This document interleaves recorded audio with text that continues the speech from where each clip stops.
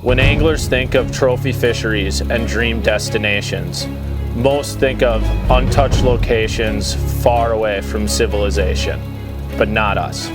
Located within 60 miles of downtown Minneapolis is a mecca of crappie fishing opportunities. These waters are home to the biggest crappies across the ice belt, and maybe even the Midwest.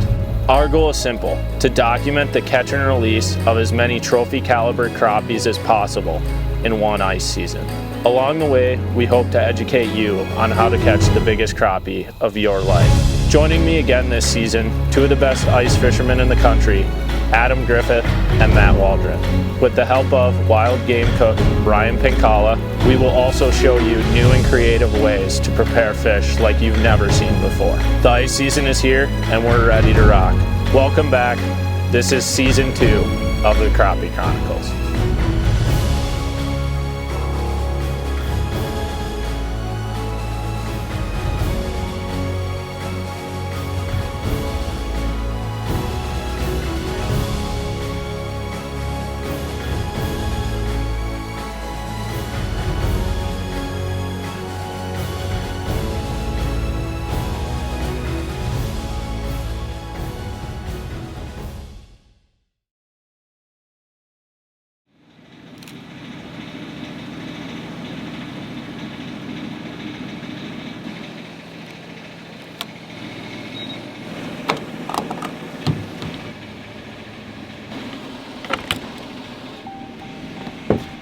Good morning, everybody, and welcome back to the Crappie Chronicles.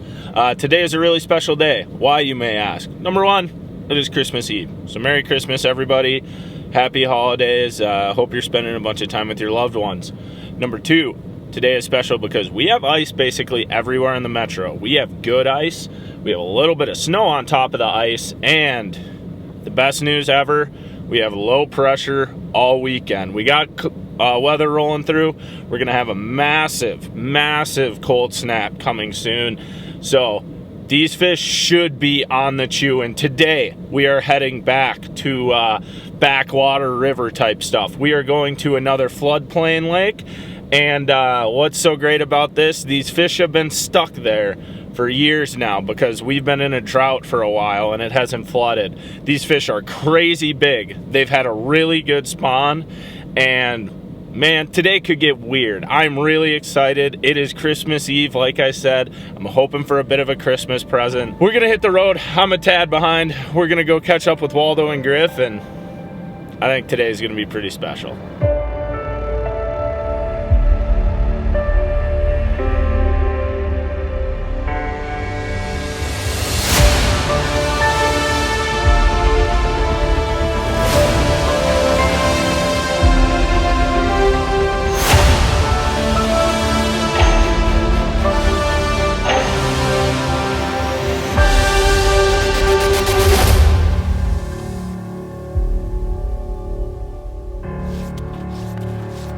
All right, we are out here. We got out here before the sun's coming up. Got a couple people around us, but the reason we got here so early is water's low, water's somewhat clear this year. Thinking morning bite's probably gonna go off. We got a little bit of snow cover, but not a ton. Water's only 4 or 5 feet deep, but there are freaks of nature here. And conditions are perfect. Low pressure system, super warm. It's actually like 40 degrees out right now already, right away in the morning, so hoping for some early Christmas gifts. He went away. Oh.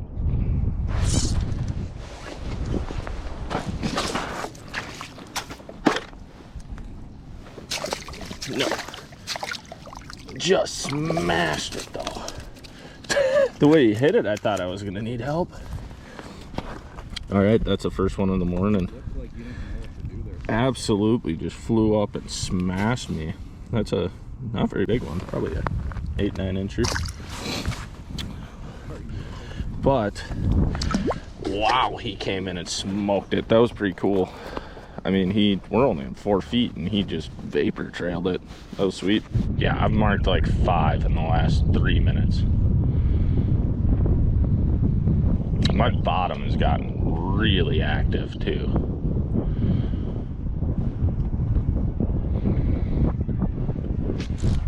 Where'd you come from? That's a hybrid. I didn't even mark that fish. My spring bobber just tricked over. Things are starting to get active. I think it might get weird out here today, guys. We got the perfect storm. See you, buddy. Whoop. These fish are mean.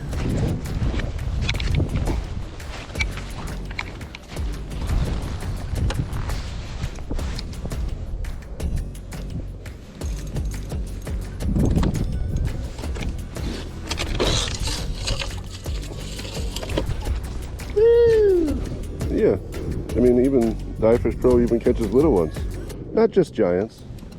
We're gonna release her.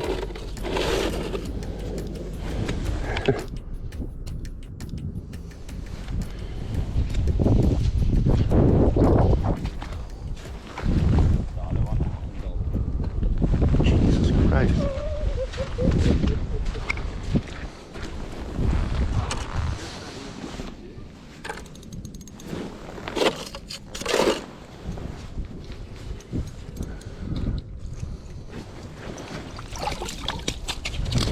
At least that one was a little bit bigger than the last one on the Dive Fish Pro. Nice little black guy. Real quick. I can't even get this thing set up. Walk away and it's already down by the time I get 5 fish in it.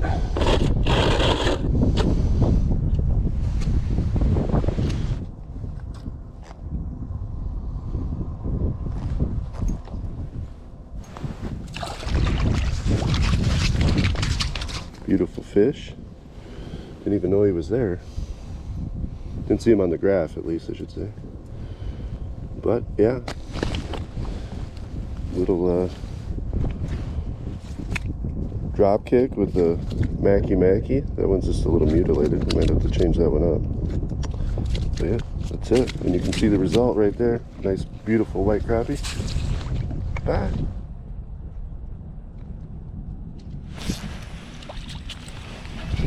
First crappie of the day. I didn't even mark him. It's probably a 10-incher. That one came on a gold drop kick with a motor oil plastic. Nice little guy. Let him go. That was awesome. About time. Got the first fish out of the way. I was getting a little rattled. Griff and Bart actually have a seam that they're sitting on where they have just a bunch of fish coming through, and I haven't been able to mark anything. So that was awfully nice. I had one big fish target coming on the bottom, and then I raised my jig about halfway up, so about 2 foot down, just to see if I could see it. Right now I'm using a 1/16 ounce drop kick, the gold one. I just got a motor oil plastic on it, just trying to go real natural. But a lot of times these fish come about halfway down in the super shallow water, or even sometimes right below the ice. So I didn't even really mark that fish, to be honest with you. So I was not prepared. I just saw my line curl up when I dropped my rod tip down, so I went and set the hook. This is Bart's rod. It's very soft, very parabolic, so it does a really good job. Does a really good job fighting fish, just because it absorbs so much freaking head shake. But yeah, that was a good first one. Oh God, I got another one on. Same freaking thing again. Didn't even mark him. That's a white. That is a white crappie right there. Look at the little forehead on that thing. You will be a giant someday, my friend. Okay. Show you the jig again. Just using just fluorocarbon. I would prefer to be using mono right now, but on my rod that I've got mono on, I've got a chubby darter right now. Here we go. Oh, okay, I missed that one. I missed that one bad. Oh my gosh, again. I missed him again. That is a giant mark. Come on.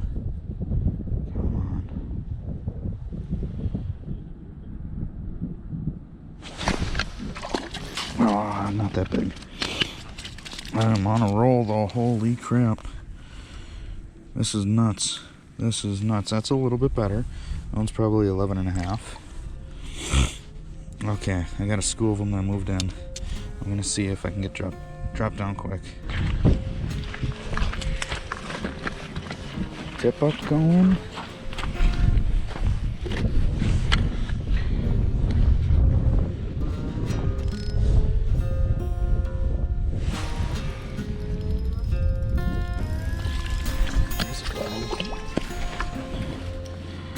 That one's not bad. That's a nice black crappie right there on the iFish Pro. Gosh, these iFish Pros are so important. You can set them super light, and with crappies, you want that forgiveness of a rod, of a super soft rod, very parabolic rod, with these iFish Pros, because if you have a stiff rod with these light mouths that they've got, you typically end up popping the hook out of them. But oh, it's about a 11-inch crappie. Good genetics on them. I'm gonna let that guy go. Okay, I'm gonna get another minnow, get this iFish Pro set back up, and get back to jigging. Boop. As we were walking back to check tip-ups, flag went off. Could have been a false flag or a little one ate it, but we've been having to check tip-ups pretty frequently, mainly because a lot of these crappies, they up hit, and so sometimes what they'll do is when they up hit, they'll hit it so hard that what'll actually happen is the minnow will fall off. So we're just going around checking tip-ups, making sure they got fresh minnows on them, and yeah, we're just using fat heads today. We've got what, 2 tip-ups with blade jigs on them, the clam blade jigs, and then we got this guy right here with just a split shot and a minnow. So give them a little diversity. It seems like blade jigs have kind of been the deal, but we're hoping this little more finesse setup can get the job done on a big one.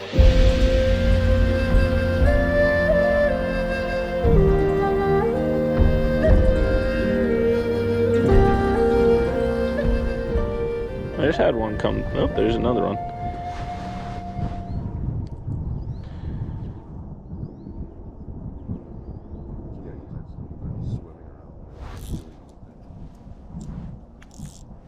Oh, you're big. I saw him underneath the ice.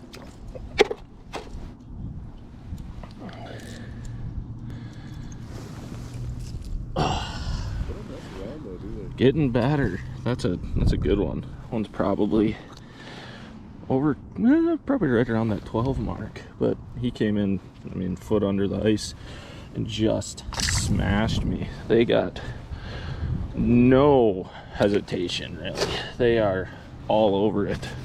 But yeah, they're just roaming around in here right now. It's been a pretty good morning so far. I haven't set the hook on one on a tip up. I'll try it out. Doesn't look like it's taking any line.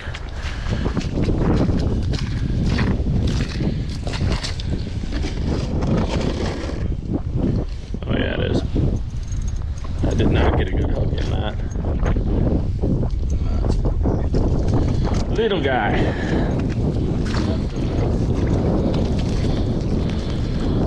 Disappointing, but iFish Pros are so important to have out. It's an extra line, and they've been mowing them down. And I mean, you can even catch, this one might even be a little small to be an eater, but you can even catch eater size on them. It's a really good way to use your lines efficiently, especially when fish are chewing, which they are. I need to go get another minnow though.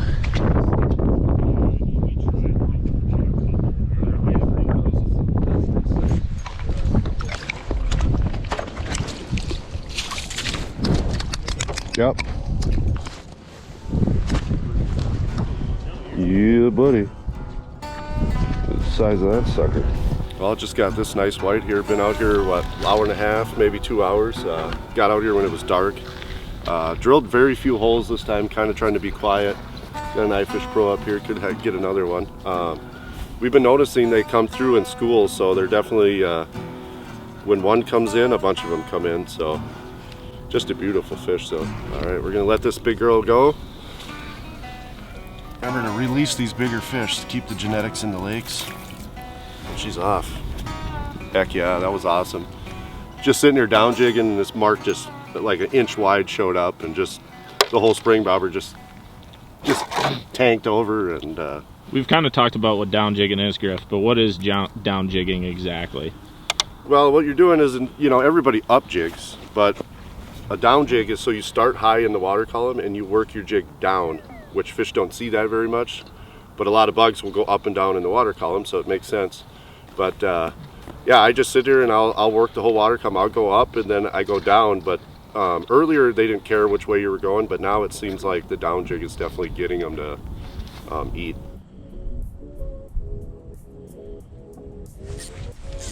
Oh, chubby darter.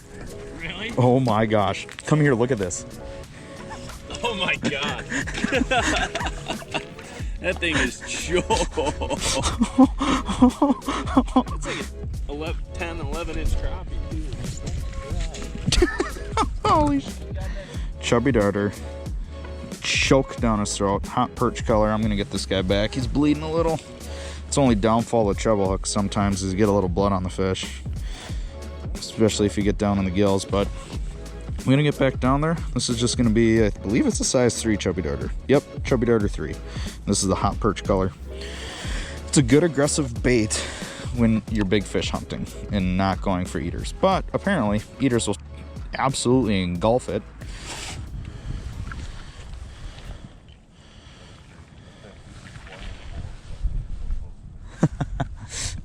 Oh jeez.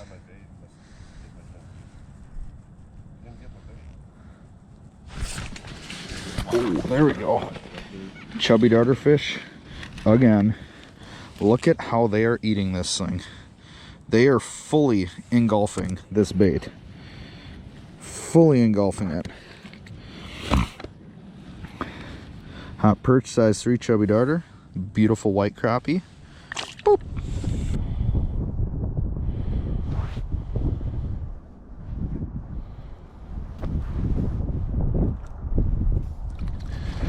That's a nicer one. Just came in and smoked it again. These fish do not have any issue eating when they come by. They're just kind of roaming. We've been hole hopping around everywhere in that. I mean, it's all 3 to 4 feet, so we're just hopping around, and areas that they're moving through, you get bit. Now we're just hoping that we roam into another big one. Griff got a good one this morning, 14, but there are significantly larger fish in this place. So the bite's been pretty good this morning, and one thing I just want to talk about with Vexilar unit, specifically like a 28 or a 30, since they have this feature, people think that the color select, it's like, oh, you can just look at whatever color you want, which is true, but they have a purpose. And when you're in really shallow water in the backwaters and stuff like that, or even on a lake, we talk about all the time using low power mode, and that's essential when you're in this shallow water. The other thing I like to do is I actually run my Vexilar on the 2 color mode. So I think that's color palette number 2. But the reason I do that is it gets rid of green on your Vexilar.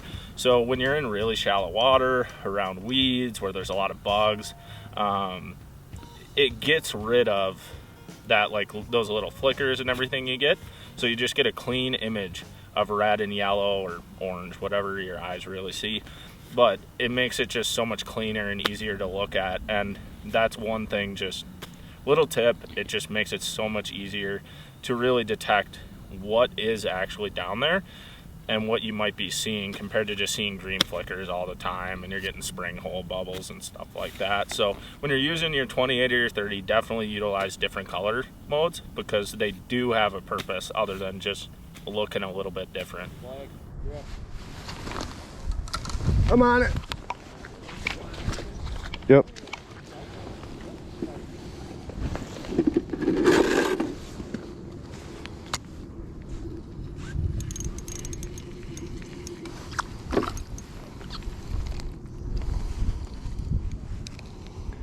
Thought you were getting a free meal, did you? Not so much. iFish Pro catches little ones too. There's got to be weeds on the bottom. So I'm only jigging like 2 feet down. It's hard to actually mark a fish in 2 feet. Oh, that's a big one.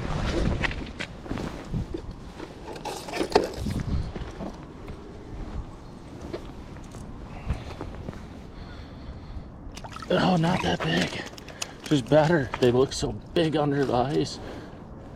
Oh, once again, just came in and train wrecked me. That's a nice one. We're getting better. It's probably a 11, 12 incher. Get those rulers out for the really big ones. But yeah, I just got a little bit of grass underneath this hole, and it just seems like, I mean, every 2 minutes or so I have one come through and catch one. So I'm just hoping one of these times it's gonna be like a 16 or 17. Oh. Ooh, that was big. Real big. Dang it. I think that was about another 14 incher. Not that one, but there we go. Got us another one. Drop kick to the face. It's a solid one. Probably a good 11 inch, 11 and a half. Okay, so what has happened is all the snow has melted. What does that mean? We have lost all of our cover. This is like our worst fear. So now they can see us. The bite has gotten really bad. Then it's the holiday season, which, speaking of that, if you haven't gotten any of the Crappie Chronicles merch, there is a link in the description. You can get that. Great holiday gifts, and as well as our rods. If you have any questions about any of them, always feel free to message us. We answer our DMs pretty well, and yeah, hopefully you snag some. But with it being the holiday season, we all got to go off and meet with our families, spend some time with them. But in regards to this video, we're not done yet. What'll either happen next is we might come back out here. You might see some cooking with Ryan. I'm not quite sure yet, but either way, we're still on the hunt for freaks. Got one good one today, but we're looking for much, much bigger. So we will see wherever this video takes us. And yeah, it might be out here, it might be cooking with Ryan, but either way, stay along for the ride.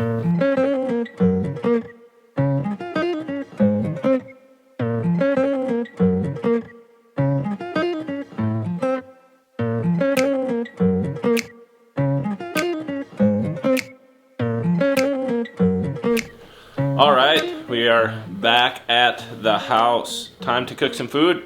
So we've got Ryan joining us now. He was at a family Christmas before, so we're gonna cook some food now. And just a kind of cool little announcement, Ryan launched a new project on his YouTube called The Meat Season. So if you're a fan of his cooking and you just like wild game cooking, you should go to his YouTube and check it out, because it's like really awesome. And I've had the privilege of trying some of the stuff that's coming, and it is really, really, really good. Ryan, what are we cooking? Ryan, come over here. Where are you? All right, guys, what's up? We're back at Bart's house. Unfortunately, I didn't go fishing with the boys. Sounded like they cracked them pretty good.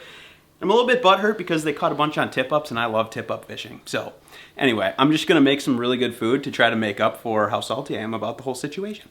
So tonight we're gonna do some fish sausages. We're actually gonna turn into corn dogs. So this is a pretty cool recipe. I haven't really seen it done before, so this is kind of going to be showing you exactly how to do it. I'm going to be using a lot of this catch and cook stuff today.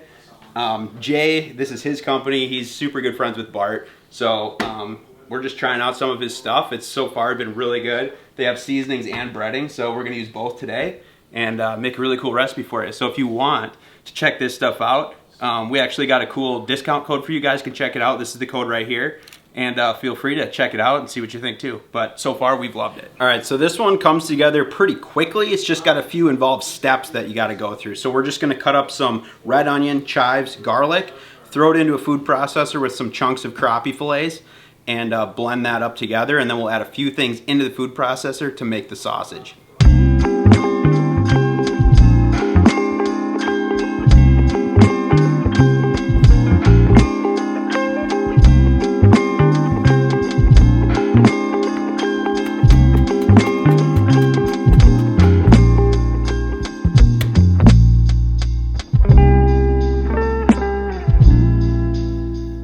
also gonna add in a little crushed red pepper flakes in there, just to give it some heat, because the breading we're using is the Catch and Cook Flame, which is fairly spicy, so we're gonna add some of that also to really pump up that flavor.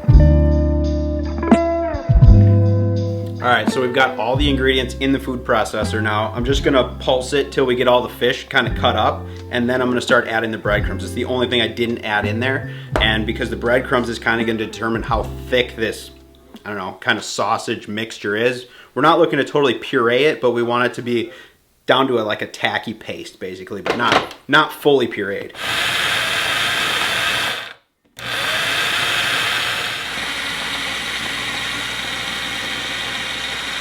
Hey Pink, from what year is this food processor? This is circa 1801. First food processor off the line here. She's still going. She's a grinder. All right, so I'm gonna lay some plastic wrap out here. This is actually what we're gonna use to shape the sausage.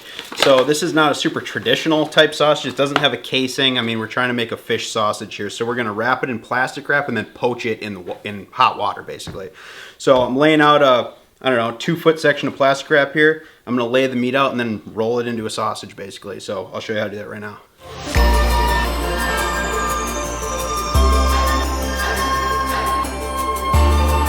All right, so I got all these sausages tied up. Like I said, there's no casing, so we're using this plastic wrap, which is totally safe to cook in this. And what I'm doing is I'm just got this pot of water. I brought it to a boil and then turn the heat all the way to low. So it's basically sitting around probably 180, 160 range.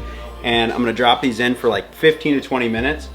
And they are gonna solidify nicely. And then we're gonna pull them out, throw them in some cold water just to stop the cooking. And then they're done. All right, so they're done cooking now. You can see they're all colored up now. You can tell they're cooked throughout. They're starting to firm up. So I'm actually gonna shut the heat off and I'm gonna dump this hot water out and just fill it up with cold water and just let them sit for 5 or 10 minutes for them to just cool down and stop cooking.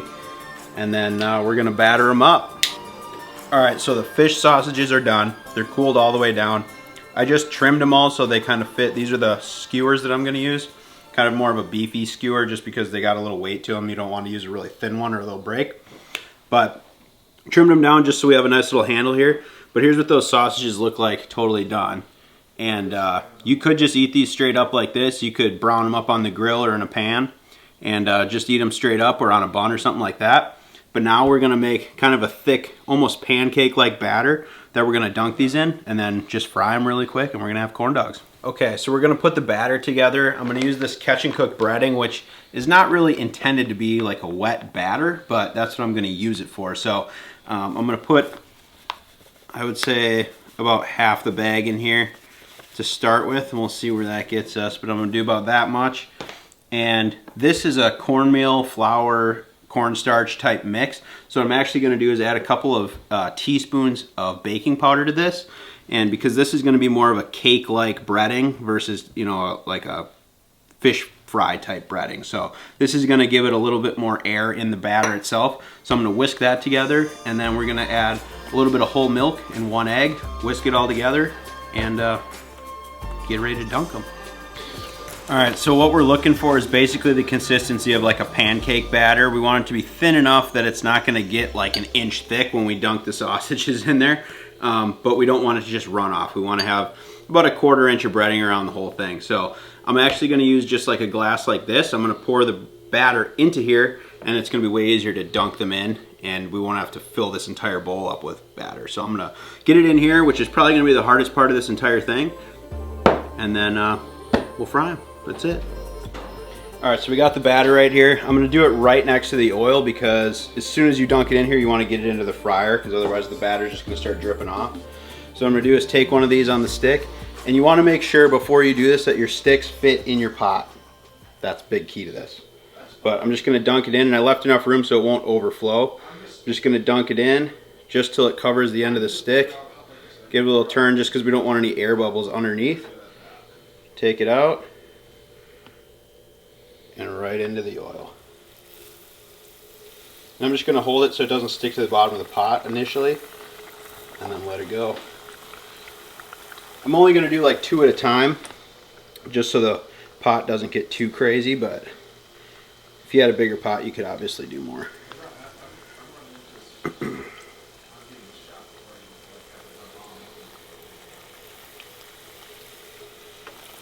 Okay, 2 at a time. Do a couple batches and we'll be out of here. So I'm gonna pull them out. They've been in there for maybe 3 to 4 minutes because the sausage is fully cooked already. So all we're trying to do is cook the breading on the outside. And when I pull them, I'm gonna go right onto some paper just to drain that grease off. The outside is already pretty crispy. I mean, you can hear it. Smells like a corn dog, not gonna lie. All right, so we're done cooking. All of the corn dogs have been pulled out of the oil. They're just draining on some paper towels for the meantime.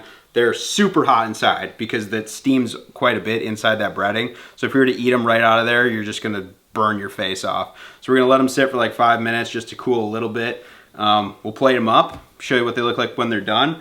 I'm gonna put a little mayo on top and a little bit of this sweet chili oil. So it's got chili oil and some sweet chili sauce and kind of a mayo mix. So kind of a creamy topping to put on there that does have a little bit of heat. So they should be nice and spicy. We got an awesome sausage in the middle and a really delicious breading that we made with the catch and cook batter. It's really not intended to be a wet breading at all. I mean, it's kind of more of a fish breader, like for a fish fry, but it worked really great for this. And yeah, you could still do fish fry with it too, but this is another option to do where all you gotta do is add some wet ingredients to it. All right, we got them all done here. They're all sauced up, ready to go, and they turned out awesome. So now they've cooled down a little bit, so they shouldn't be lava in the middle. Gonna just get in there. Oh yeah, dude. That's what's up. Fish corn dogs. We gotta go kill some more crappies, dude. We gotta make more of these. Get you one. Super good. Hell right. Oh my Lord. Dude, that's good, right? Very good. Heck yeah. So that's what we made right there. And they do have some good heat in there. That breading's got a nice spice to it. The sausage turned out awesome in the middle. Kind of the best of both worlds, getting an awesome breading and making a really cool sausage for the inside.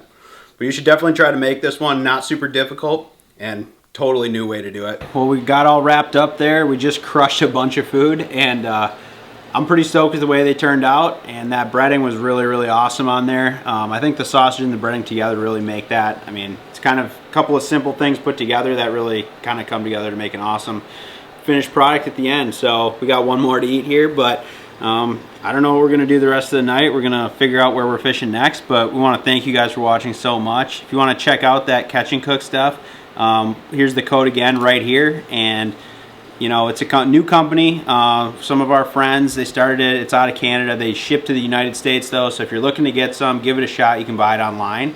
And I think you're gonna like it. It's worked for us really, really well, and we're gonna continue to use it because it's super delicious. And this flame one has got some good heat to it. I'm pretty stoked on. So thanks for watching. We'll see you on the next one. What do we have? Do we have like a? I just always say we're on to the next one. Okay. We're on to the next one.